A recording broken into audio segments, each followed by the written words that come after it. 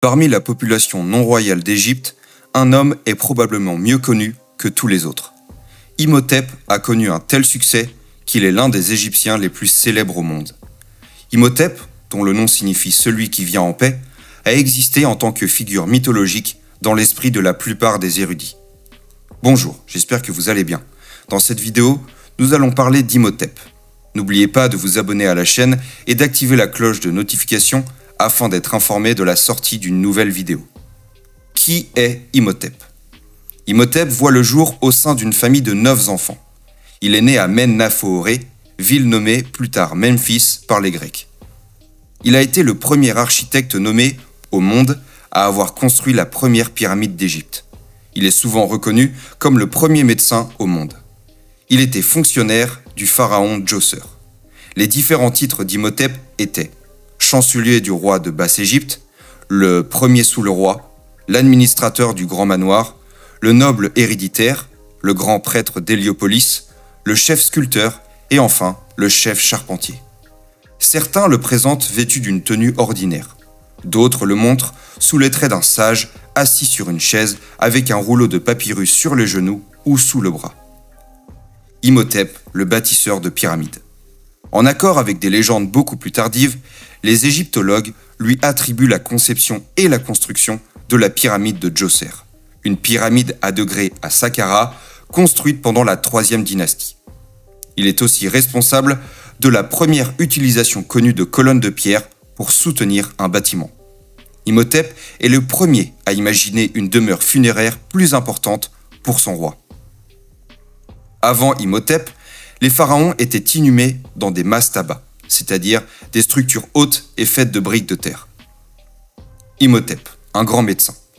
Imhotep était un médecin et guérisseur. Il était le médecin personnel du pharaon Djoser. Il est considéré comme le père fondateur de la médecine en Égypte. Il fut donc le fondateur et le premier chef de l'ordre des médecins de la Haute et de la Basse-Égypte. Il était aussi le fondateur de la première école de médecine de l'Égypte ancienne, située à Men-Na-Fooré. Il a aussi réglementé et posé les bases des diagnostics et traitements de nombreuses maladies, ainsi que de la profession de médecin. Il a ordonné et standardisé la médecine en Égypte, qui fut la meilleure de l'Antiquité.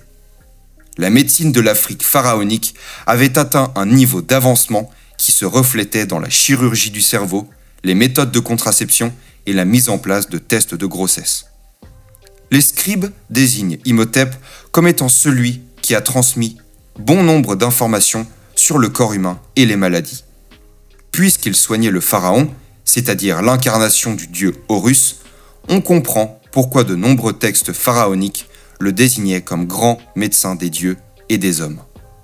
C'est aussi dans la continuité d'Imhotep que naîtra la médecine occidentale. Les Grecs, instruits en Afrique sous la tutelle des prêtres égyptiens, ont rendu également un culte à Imhotep qu'ils appelaient Imhotès ou encore Asclépios, et qu'ils considéraient comme dieu de la médecine ou dieu guérisseur. Hippocrate, celui que l'on considère comme le père de la médecine, a lui-même appris la médecine dans un temple destiné au culte d'Imhotep Asclépios.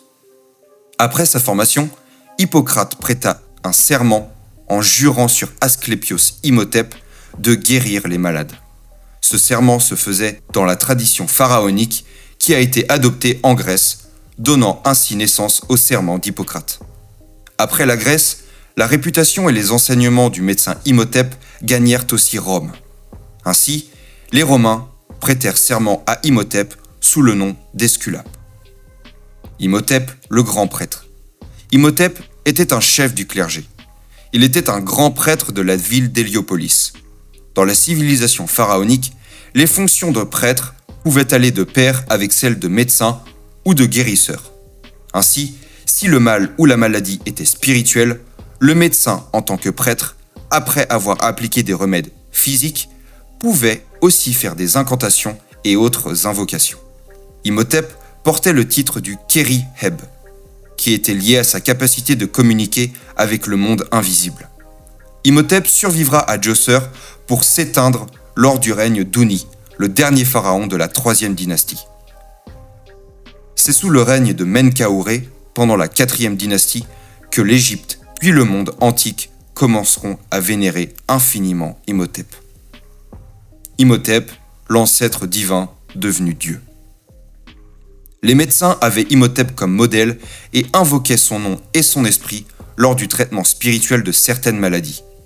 Imhotep faisait partie des personnes au nom desquelles les médecins de la vallée du Nil prêtaient serment après leur formation initiatique. De nombreux temples et chapelles furent érigés pour Imhotep, où les malades venaient lui adresser des prières et lui faire des offrandes en espérant la guérison. D'ancêtre divin bienfaiteur, il deviendra finalement Dieu guérisseur et Dieu de la médecine en Égypte. 2000 ans après sa mort, Imhotep fut assimilé à Thoth, le dieu de l'architecture, des mathématiques et de la médecine et patron des scribes. Il était vénéré dans la région de Thèbes comme le frère d'Amenhotep, fils d'Apou, autre architecte déifié dans les temples dédiés à Thoth.